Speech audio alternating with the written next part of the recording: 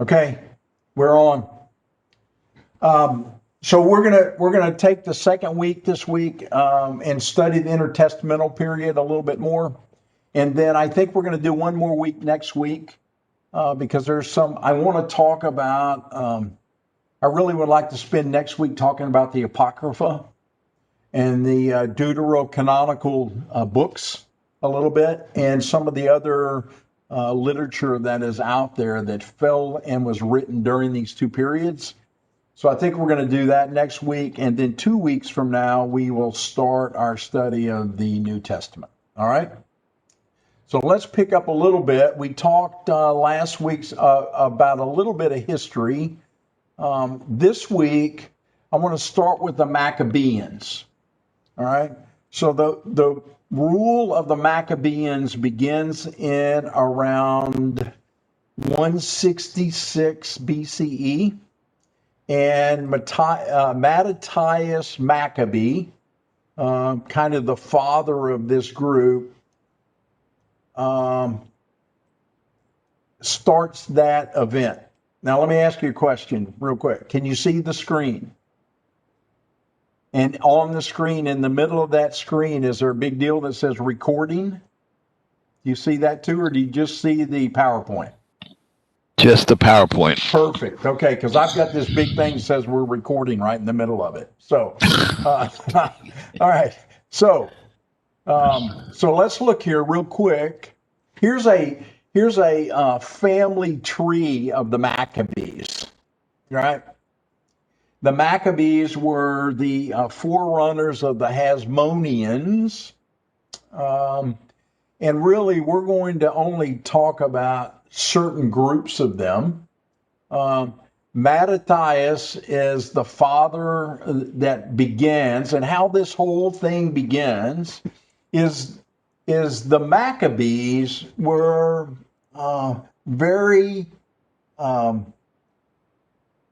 you would say that they were like Pharisees, except for there are no Pharisees at this point.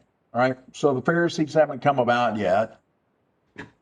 But the Maccabees were very in tuned with and paid careful attention to the law and what went on in the temple and how people were supposed to act and what they were allowed to do and not allowed to do.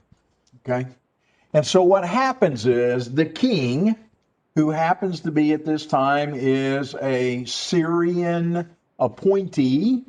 All right. So we're in the Hellenistic period. So we're in the period of the Greeks. And the Greeks had the individual running the Palestine at the time was a Seleucid. He ruled from Syria. He came to Mattathias, who was the high priest, and asked him to make an illegal sacrifice. And he said he wouldn't do it. And so what happens is he and his 5 sons and their families break away, go into the hill country, all right, and began to build this revolution to get rid of the Greeks in Palestine. Yes, ma'am. So, just for clarification for me, is Maccabee a family name or is Maccabee a sect? It's a family name. Mattathias Maccabee is his name. Okay.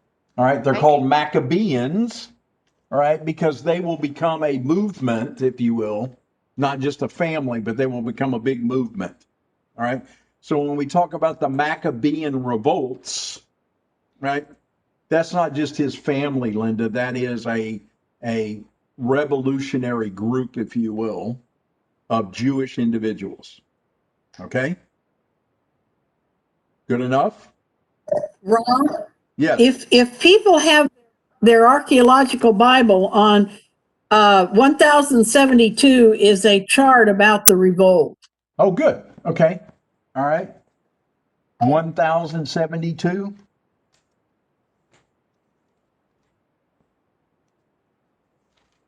Let me get there. see what it's got here. Okay, yes, good. All right. So we start a little bit before, in between Antiochus Epiphanes and Judas Maccabee. All right. Oh, here you go. On the bottom half is Mattathias Maccabee. All right. Begins the Maccabean revolt in 166. All right. So, all right. He dies, and he has 5 sons. All right. His 5 sons are John, Simon, Judas, Eleazar, and Jonathan. So the first round here of can you read this family tree? Okay. We're really only going to talk about 3 of these sons because 2 of them don't have a lot of prominence because they never led. They were never leaders within the group.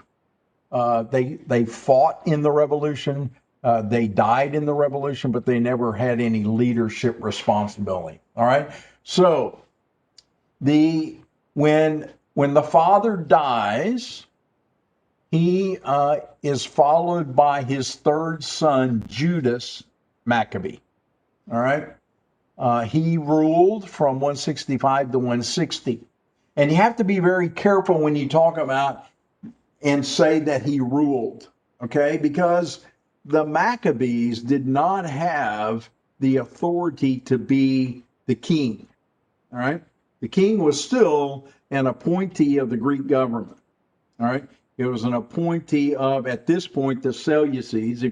If you recall, after Alexander died, his empire was split into 4 pieces, remember? Everybody remember that? And the 2 that we were most concerned about were the Seleucids, who controlled the east, and the Ptolemies, who controlled Egypt, and in the beginning controlled the Palestinian area and Gaza and all of that area. All right. Through that whole thing, the Seleucids actually take over Palestine and that whole area. So we're still dealing with the Greek Empire.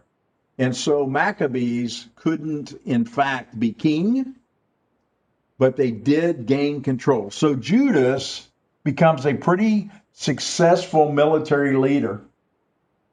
And he builds a pretty big army. And he actually gains independence of the Jews from the Seleucids. All right. He also gains control of Jerusalem. So Jerusalem, which was the Palestinian capital for the Seleucid Empire, is taken over by Judas Maccabee. They gain control of the temple. They cleanse the temple, and they reinstate the high priest. Okay, so for a period here between 165 and 160, the Jewish people are back in control of their own destiny in Jerusalem. All right. Now you have to keep in mind, right? And we'll talk even more when we talk about the Romans here at the end of class today. But you have to keep in mind that the Greeks didn't really put a lot of pinch on the Jews. They pretty much allowed them to worship what they wanted. But the Maccabeans were concerned that Jewish people were becoming too Hellenistic, right? So that's the big underlying principle and threat for the Maccabees and why they revolted. All right, Judas is killed, and he is followed by Jonathan, and Jonathan, his brother, was followed by Simon. Simon ruled, if you will, and controlled from 142 to 134. Simon and his 2 sons were at dinner one night, and he was assassinated, as were his 2 sons, by his son-in-law. All right? So for all of you people that don't like your son-in-law, here's another reason to be careful with your son-in-laws, right? His son-in-law decided that he wanted to be in control. His name was Ptolemy. And so he assassinates Simon and two of his sons. Now, Simon actually has a third son who will sneak off out the back door during the event, and we'll talk about him in just a little bit more. All right? The Maccabees as a whole brought the Jews back into control of their own destiny for this period of time in the intertestamental period. They built a strong army. They reunited the kingdom. All right, so for the first time, actually since the division at Solomon, the kingdom gets reunited. Now, what we're reuniting at this time are basically three groups of Jewish citizens. It's not tribes anymore. What we have going on is the Maccabees. We have the Hellenists, who were Jews who wanted to basically be Greek. Okay, so they followed all of the Greek cultural implications, but they still tried to follow the Jewish law when they wanted to. Okay, and then the Chassidim. Now, the Chassidim eventually is going to lead us to the Pharisees. So they are very strict with the law. They followed the law very strictly. They were very temple oriented. They were high priest oriented. But the Maccabees were able to bring these three groups together and let them kind of be back in control of their own destiny. They ran Jerusalem. They ran the government in Jerusalem. They controlled the temple. But they were still under foreign rule. All right. The Greeks still ruled over them, but through these revolts and through the strength of the Maccabees' armies, they were allowed to basically run themselves. And the Greeks didn't interfere with that. Okay. All right. So Ptolemy, the son-in-law, intended to take over as high priest from Simon. But as I said earlier, one of his sons, John Hyrcanus was his name, escaped and went to Jerusalem and took over as the high priest before Ptolemy could. Now, unfortunately, the king of Syria heard about Simon's death, and he used that as an opportunity to crack back down on Jerusalem and the Jewish people. All right. So when Simon was kind of running things in Jerusalem, the Syrian king, who was the Greek ruler of Palestine, was letting Jerusalem kind of do its own thing. And when he heard that Simon had died, he decided, now's the time for me to take control. All right. So he went to Jerusalem. He attacked Jerusalem. All right. He took over control of Jerusalem, but there was so much turmoil in the Greek government at the time, and particularly in Syria, that he couldn't stay there and continue to control Jerusalem, and Hyrcanus was able to regain control of the temple in Jerusalem. Right? He was, and you'll see him here in the second bracket of our table. You see that? Everybody see that in the family tree? All right. He ruled from 34 to 104. Okay. He rules for 34 years and actually he's a very good administrator. So he administers for 34 years. He didn't really make the Chassidim very happy. All right. Or the Pharisees who come into being during that period. And the Pharisees are an offshoot of Chassidim. All right. The other groups we're going to talk about in that period, and we're going to do that maybe not today, are the Essenes and the Sadducees. Okay.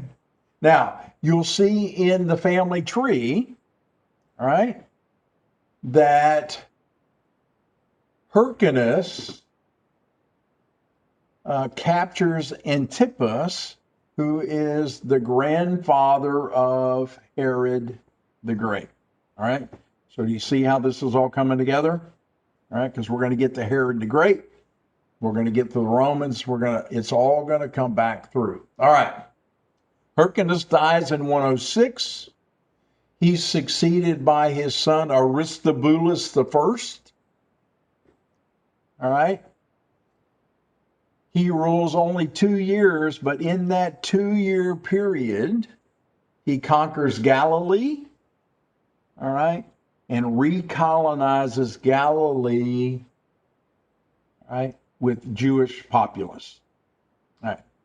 What's interesting about that, so keep this in mind, that's in 103 BCE now. We're still 100 years before Christ, right?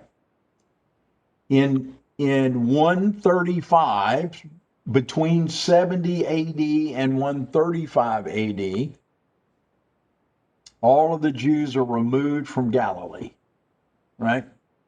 During the revolts against Rome and all of that period. And then it is not again until 1948,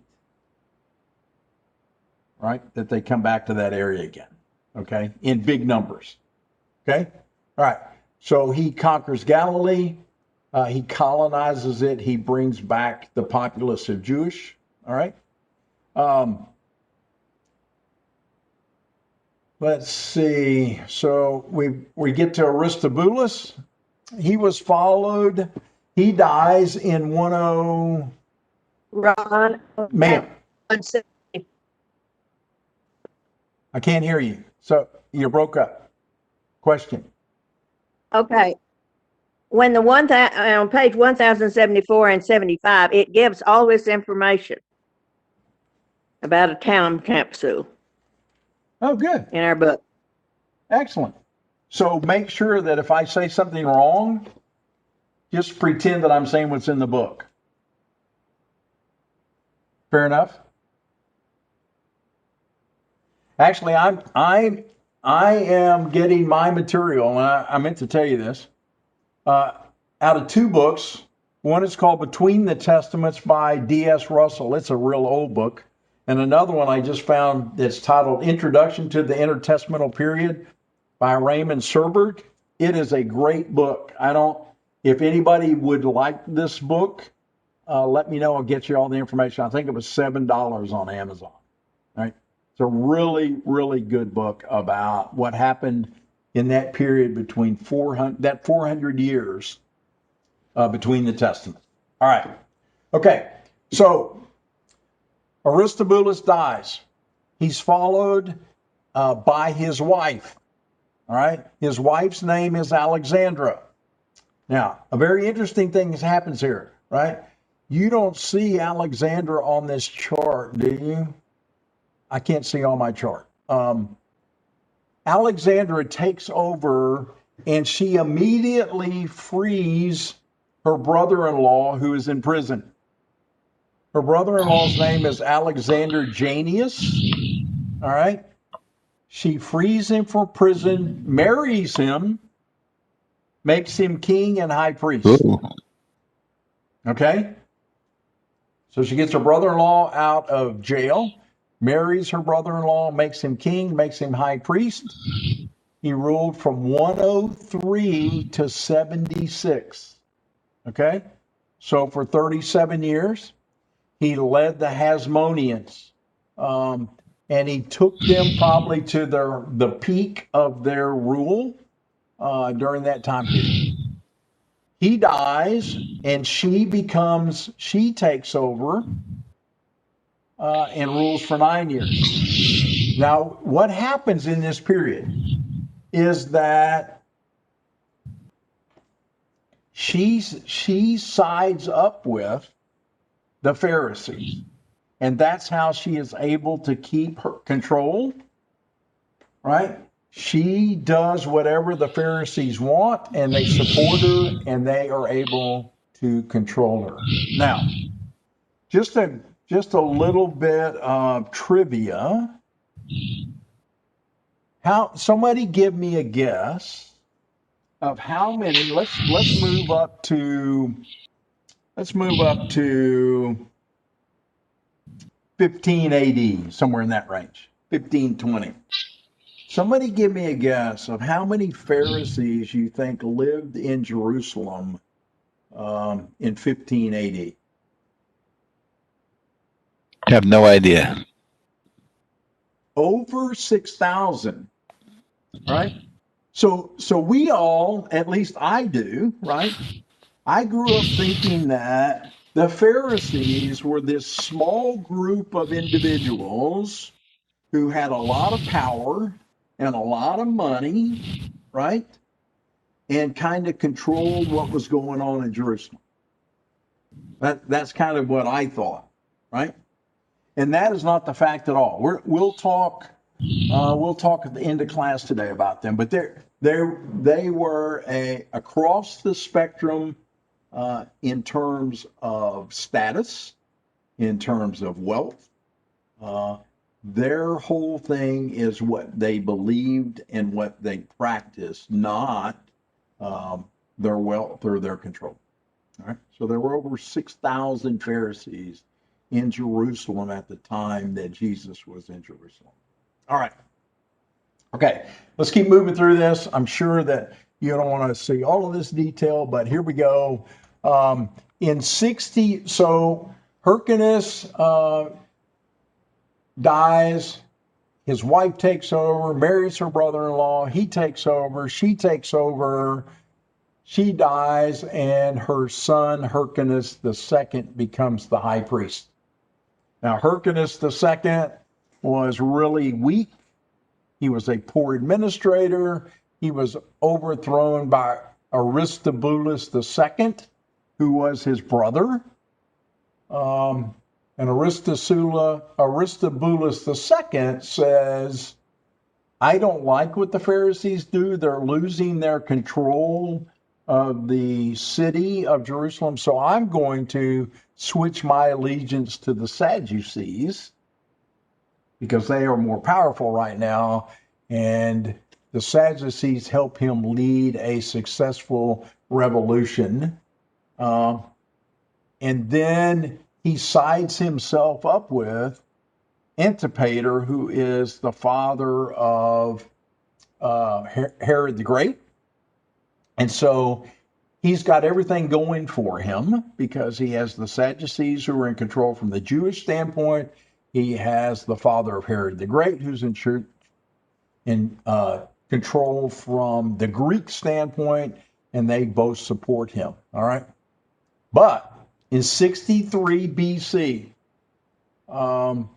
Pompey says to these two brothers, we got to figure out what's going on. And he calls them to Rome to settle the dispute. And he sides with Hyrcanus II. Okay? And so he goes back, and then Aristobulus II and all of his followers just rise up in a civil war against his brother. And finally, Pompey says, I've had enough. He comes to Jerusalem with his army. He sieges Jerusalem, and he slays over 12,000 Jews in the siege. All right? And he says, I've had enough. I'm going to take over. And in 63 BCE, the Jews come under the rule of the Romans. Okay? And the period of the Romans lasts from, over the Jews, lasts from 63 BCE to 135 AD. Now, most of us, most new Christians, our New Testament Christians, we put the end of that time at the destruction of the temple in 70 AD. All right? But think about it for a moment, because even after that period, right, all through the first century of Christianity, right, Jews who are dispersed throughout the Middle East, right, are still under the influence of Rome. So until 135 is the end date where that influence ends. But for most of us, scripturally, it ends in 70 AD with the destruction of the temple. All right. Between 63 and 43, the ancient Near East, or the Near East at that time, especially 53 to 43, that decade, were turbulent, very turbulent years, right? Caesar and Pompey they finally got fed up with each other in 49 BCE. There's a civil war until Pompey was defeated by Caesar in 48. And at this time, Aristobulus II sided up with Caesar, and so he gets control of Jerusalem back from his brother Hyrcanus II. He's in Rome. He's coming back to Judea with a Roman army to take full control of Jerusalem when he is poisoned by an insider and he dies on his way back to Rome. Caesar, was murdered in 44, and that led to the great civil war among the Romans that had two big factions, right? One faction led by Brutus and Cassius, and the other faction led by Mark Antony and Octavian. And Octavian is who? Augustus, right? So those four individuals are sided up in battle, and they drag Jerusalem into it over and over and over again. All right? So we're going to look at five periods of rule of the Romans over Judah. The Idumean dynasty is the first. The first procurators, the reign of Agrippa I, the second round of procurators, and ultimately the Jewish revolt. Right?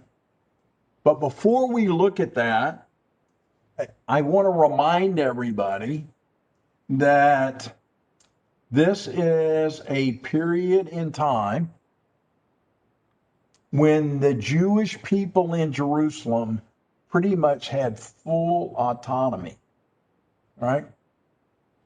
The Romans came into Jerusalem. So the Roman way of conquering, if we look historically,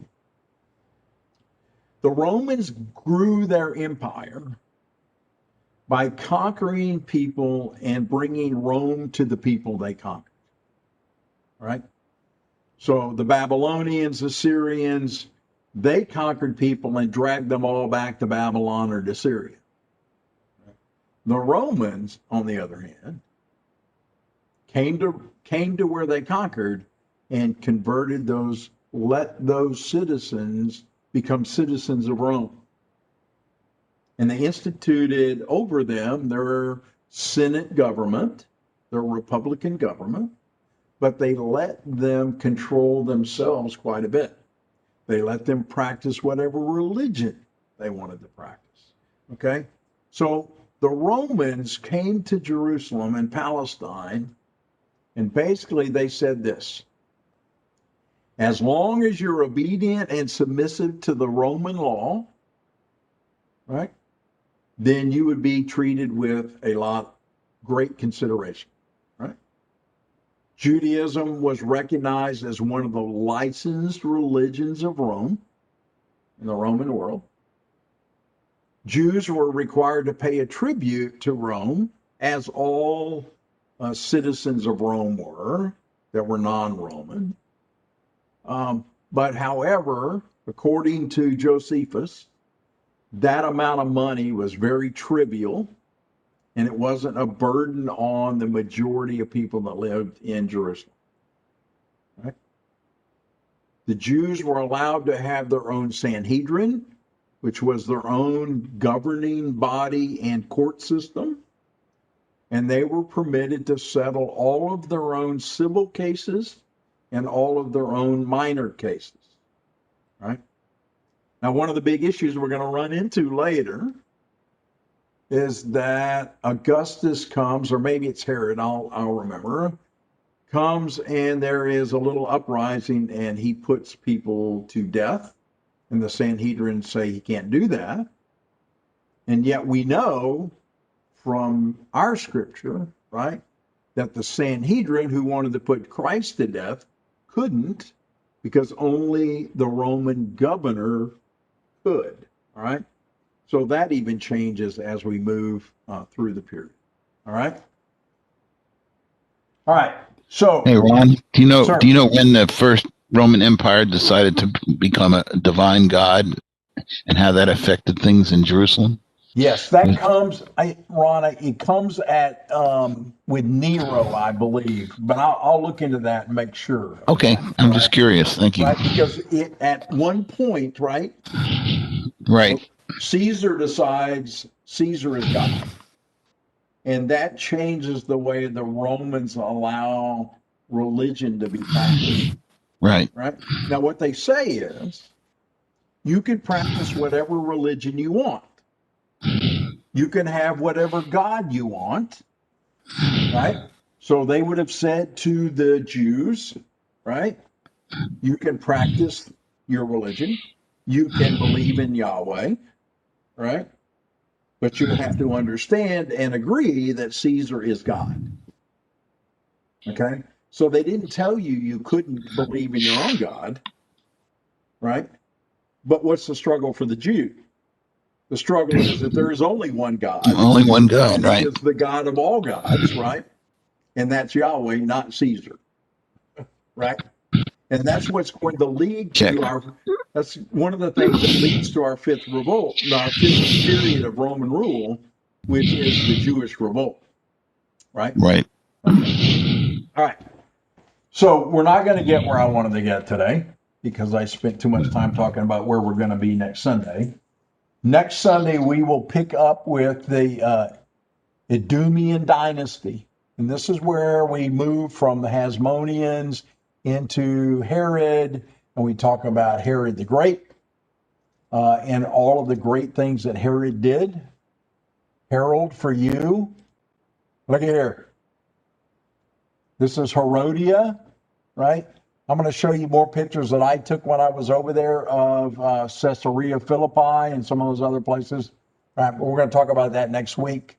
As we talk about these 5 periods of rule, we're going to talk about the 3 major sects that existed in Jerusalem during this period, which would have been the Pharisees, the Sadducees, and the Essenes. All right. And if we're going to talk about the Essenes, then we're going to talk about Qumran and the caves and how the Essenes lived. And then we'll spend the rest of the time talking about the Apocrypha and some of those books, if there's any time left. Okay? All right. So I have, if I'm correct, I have like 4 minutes till. Is that right? Yeah. Someone? Okay. All Yeah. right. So Linda, you want to wrap us up? Yes. Can you hear me? Yes, ma'am. Okay, good. I want to know, Elsie, how did your laser surgery go? It went very well. Oh, And thank good. you, Linda Newbauer, for taking me and bringing me home. And it went well, and we have to wait and see how I do after taking these drops for 8 days. Well, I was praying for you, so that's good. Anybody else have a prayer request or a praise? And I thank everyone for their prayers. Thank you. Someone else have a word of praise or a prayer request?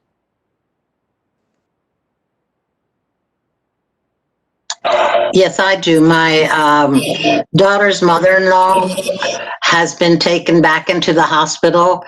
Her infection is growing, so that the stent that they had in from her bile duct to her liver is now blocked with infection. And the only thing they can do is just treat the infection. She can't go back on chemo yet. So that means, I guess, that the tumor is also growing. If you would pray for her, please. Okay. We will. K to 4.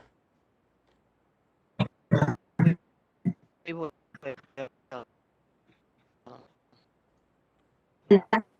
Okay, we're not hearing you, Kay. Someone else? What about So let's do this. I think probably I got a weak signal here that's causing us to lose our mute. So if you will just turn your video off for a moment, and let's see if we can get enough bandwidth that we can hear each other. Can you do that? I can't control videos. Connie's in the hospital. West. Okay. What's Say that again? what's going Connie on, is in the Joyce? hospital. She had congestive heart failure, and her blood pressure is still too high, so they haven't gotten her out yet. Okay, where is she? Houston West. Okay, thank you. All right. K to 4, can we hear you now?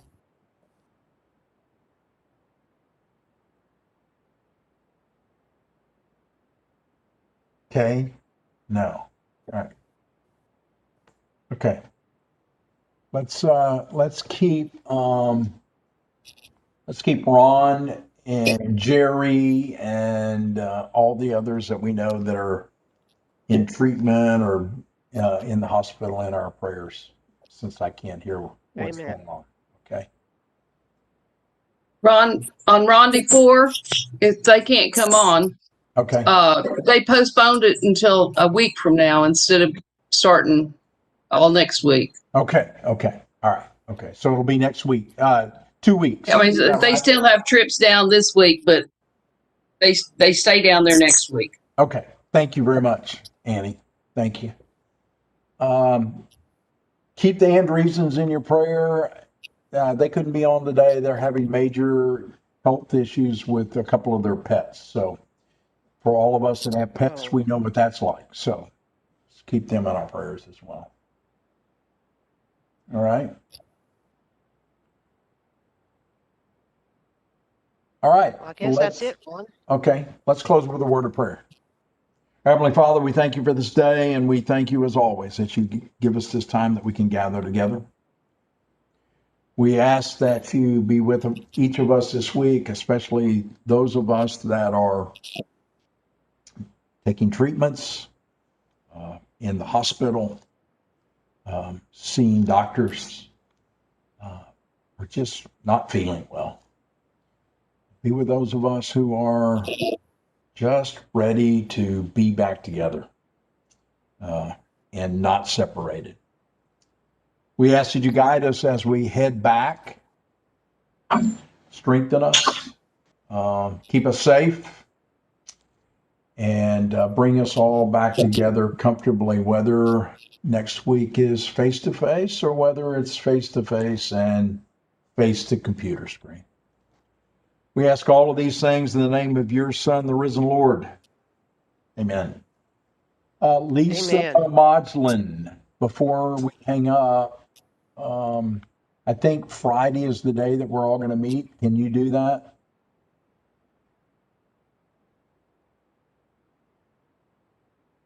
Just let me know because I can't. Yes? Okay, perfect. Thank you very much. All right, everyone. Have a good week. Be safe. I will see you next week, whether it is on my computer screen or whether it's face to face.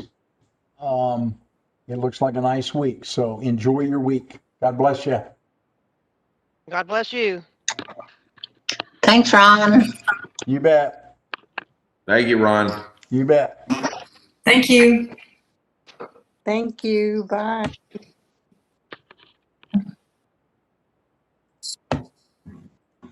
Okay.